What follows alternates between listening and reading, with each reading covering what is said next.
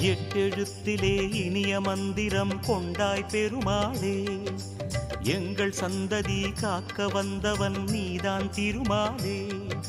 கஷ்டம் நீக்கிடும் கருணை தெய்வமே கலியுக பெருமாளே, காலம் காலமாய் காவல் தந்திடும் கோகுல திருமாலே.